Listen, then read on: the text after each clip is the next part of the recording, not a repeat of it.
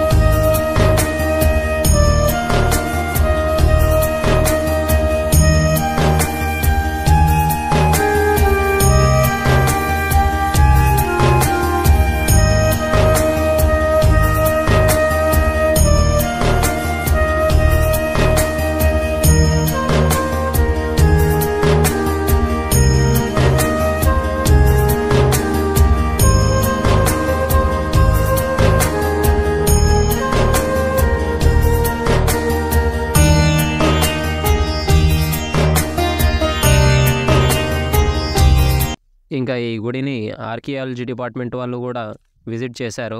ఈ గుడి 10వ శతాబ్దానికి చెందింది కాబట్టి దాన్ని పాడు చేయొద్దు అనే ఉద్దేశంతో ఈ గోడలను అలాగే ఉంచేశారు. దాన్ని మళ్ళీ రెనోవేట్ కూడా చేయలేదు.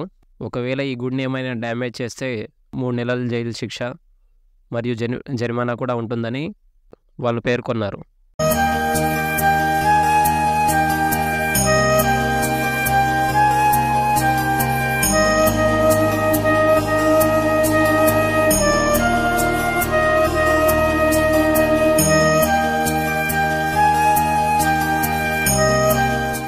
సో దోస్తులు, ఇది మన వీడియో. నచ్చితే లైక్ చేసి షేర్ చేయండి. అలాగే ఛానల్ని సబ్స్క్రైబ్ చేసుకోండి.